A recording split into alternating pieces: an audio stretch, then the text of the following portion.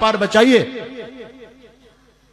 संकल्प लेकर के जाओ। उन लोगों ने तो निर्णय कर लिया है कि भाई किसी को सामान लेना अपने भाई से लेगा, लेकिन हम लोग बाल बनवाने जा रहे हैं। आप कभी प्रयास करते हो कि किसकी दुकान पर जा रहे हो बाल बनवाने के लिए? आपको जो भी मिल गया वहीं चले गए। आपको फल किससे खरीदना है, सब्जी किससे खरीदनी है, प्लम्बर के लिए किसको बुलाना है, लाइट फिटिंग के लिए किसको बुलाना है, आप नहीं सोच रहे हैं। अगर भूल से आपके घर में कोई दाढ़ी वाला एंट्री कर गया तो ध्यान दीजिए, आने वाले समय में वो जो एंट्री कर रहे हैं उनका एक बहुत बड़ा मकसद है, बहुत बड़ा मकसद है। वो जानते हैं कि हिंदुओं के घर तो सूने पड़े हुए हैं, वो पूरी रेकी कर लेते हैं और पूरी योजना है उन लोगों की, मैं इस सीमित समय में आपको नहीं बता सकता। इसलिए संकल्प, अगर आपके घर में कोई किराएदार बनकर के घुसेगा तो आने वाले समय में वो मालिक होगा और आपकी टिकट काट दी जाएगी। ऐसे तमाम एग्जाम्पल मेरे हाथ में है। इसलिए कभी भी कोई प्रॉपर्टी विधर्मी को बेचनी नहीं है, एक भी सामान विधर्मी से खरीदना नहीं है। संकल्प ले लो, तब आपका राष्ट्र बचेगा। आर्थिक बहिष्कार होना चाहिए। वो हमसे अर्निंग करते हैं, हमसे पैसा कमाते हैं और हमारे पैसा को हमको मारने के लिए प्रयोग कर रहे हैं लोग, हम आराम से देख रहे हैं। इसलिए उन लोगों में जो कट्टरता है, वो कट्टरता आज हमको खुद अपने परिवारों में, अपने बच्चों में देने की आवश्यकता है। अगर आप कट्टर हो जाएंगे तो बचेंगे। मैं तो कहता हूं, पत्थर के संग रहना है तो फिर पत्थर बनना होगा।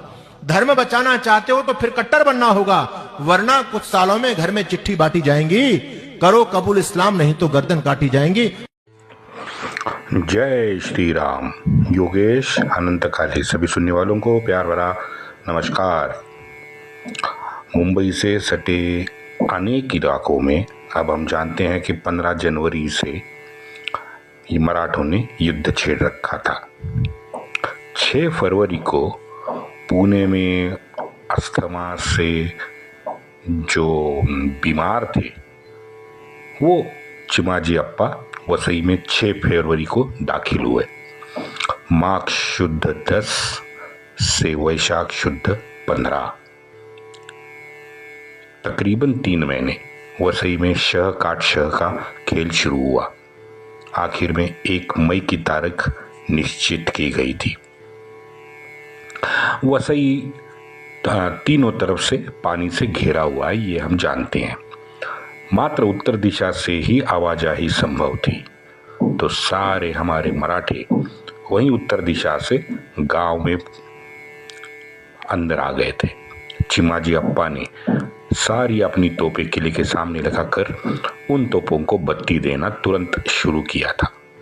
मित्रों, ब्रह्मेंद्र स्वामी के एक आश्रम में एक पत्र मिला है, जो पत्र वसई की इत्यंभूत जानकारी देता है और थोड़ी सी डिटेल देता है। दुर्भाग्य है ये पत्र किसने लिखा है उसका नाम इतिहासकारों को आज भी अज्ञात है। पता नहीं किसने लिखा है, लेकिन कहीं किसी ने सरदार ने लिखा होगा जो वसई में प्रत्यक्ष युद्ध भूमि पे मौजूद था। पत्र में आगे लिखा है 6/3 सफरी को सारी तैयारी पूरी हुई है। यानी शायद 30 अप्रैल तक मराठाओं ने जो भयंकर गोलाबारी के बावजूद वसई किले के तट तक एक भुयार का काम जो पूर्ण किया था 30 अप्रैल तक, तो ये 6/3 सफरी यानी 30 अप्रैल लगता है मुझे। मित्रों, इस काम में मराठाओं को काफी जीवित हानि हुई है, लेकिन अदम्य साहस और एकजुटता के साथ मराठाओं ने ये पहला लेकिन महत्वपूर्ण कार्य संपन्न किया था। क्या किया था? एक भुयार, एक सुरंग किले के तट पे वो बनाने में सफल रहे। पत्र आगे कहता है, राणोजी शिंदे ने 5 सुरंग तैयार किए थे, जो कल मैंने नहीं बताए थे। यशवंतराव पवार ने, राणोजी भोसले ने 2 किए थे, मल्हारबा ने 4 किए थे। एक जानकारी के अनुसार मल्हारबा ने 5 किए थे। यहाँ पे पत्र लिखता है कि मल्हारबा ने 4 सुरंग तैयार किए। ऐसे कुल 14 सुरंग 6/3 सफरी यानी 1 मई को उड़ने के लिए तैयार रखे थे। 6/4 ये शायद दूसरे दिन का। 6/4 को सुरंग को बत्ती लगा दी। राजश्री राणबा के बाजू के 4 सुरंग एक के बाद एक बत्ती लगा के उड़ा दिए गए। उससे भी 4 थोड़ी देर में बारी बारी उड़ा दिए गए। एक बचा था, जो कल मैंने आपको बताया था कि 4 तो उड़े लेकिन एक बचा के रखा था। पत्र आगे कहता है, फिर भी बहुत सारों ने वहां भीड़ इकट्ठा कर ली और दुर्भाग्य से 5वां उड़ा। धूल की तरह हवा में सभी उड़ गए। बहुत सारे तटबंदी के पत्थर के नीचे आ गए। भयंकर दृश्य था। वो अपने लोगों के साथ किले के बुरुज पे खड़े हाशमी, वो भी उड़ गए। यह 5 सुरंग तट के दीवार में बड़े छेद करने में सफल हुए।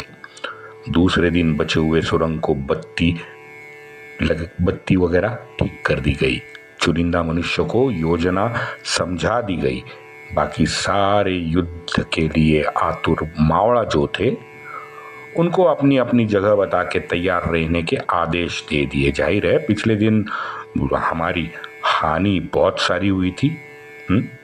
इन पराक्रमी परंतु अधीरता की वजह से अनेक मावड़ों ने अपने प्राण गंवाए थे। ये सच्चाई थी। अब सारी तैयारी और आदेश मिलने के बाद सुरंग को बत्ती दे दी गई।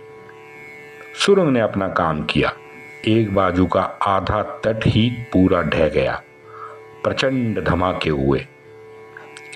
बड़े छेद से मावड़े अंदर दाखिल हुए। फिर भी आग के गोले फिरंगी उन पे बरसा रहा था। घमासान शुरू था। फिरंगी की आघाड़ी तो हमने नष्ट कर दी। पिछले आघाड़ी के पीछे रोहिंग्या, ये अपने क्या कहते हैं, गोवेला और मस्कारेनस, ये जो पोर्तुगीज सरदार थे, वो अपनी जगह पे डट के खड़े थे। उतने में बचे हुए सुरंग भी हमने उड़ा दिए। यहां दोनों पक्ष की हानि हो गई।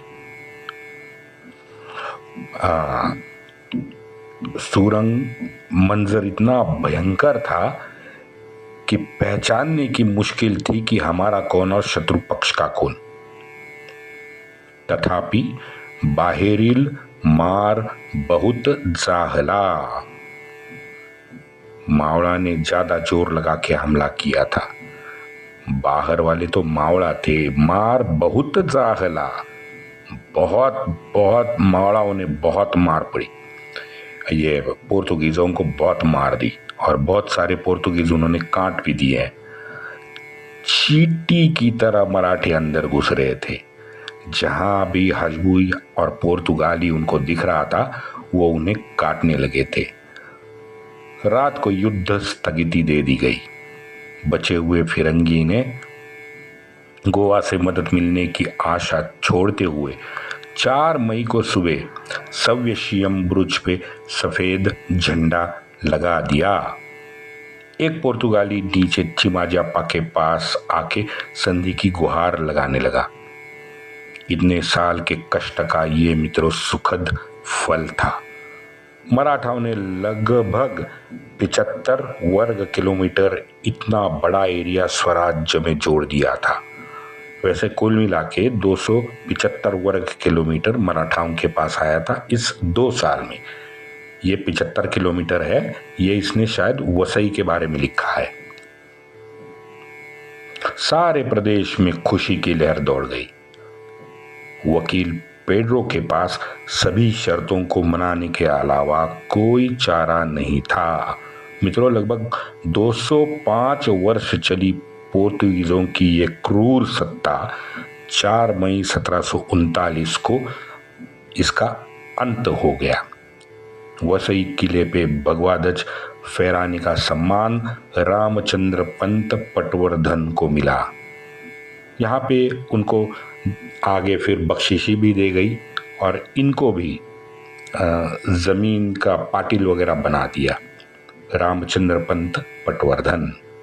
चिमाजियाप्पा ने तुरंत माणको जी को हनुमान मूर्ति बनाने का भी आदेश दे दिया।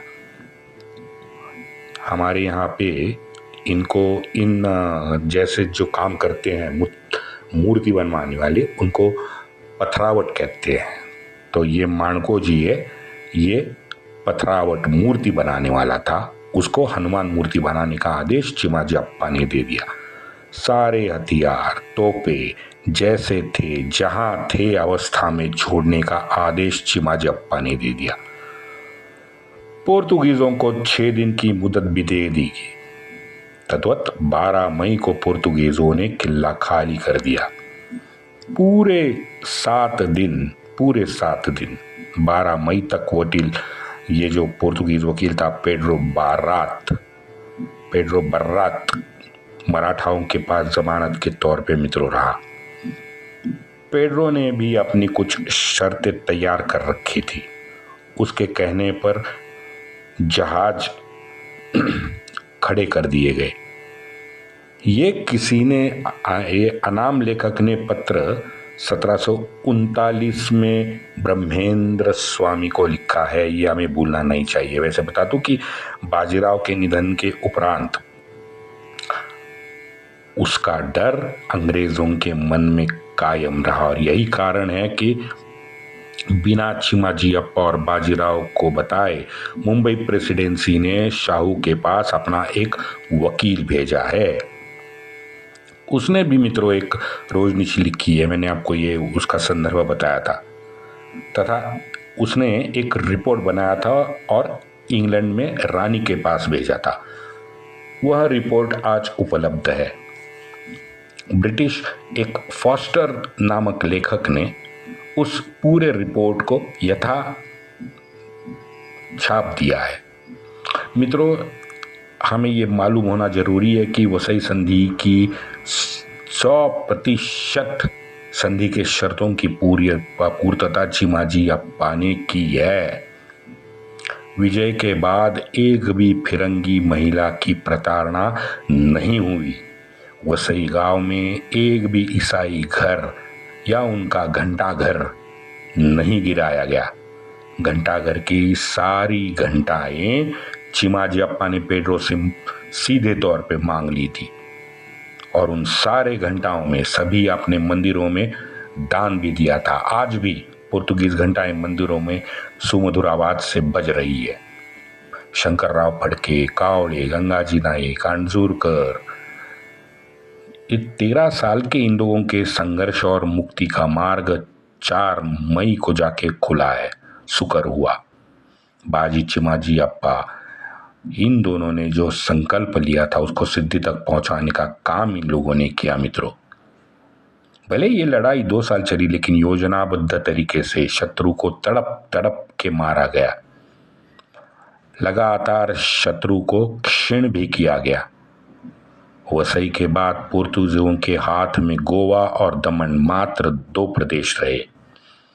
अपने 2 सुपुत्रों का, बेटों का पराक्रम देखने राधाबाई स्वयं वसई में आके थोड़े दिन रह भी ली थी।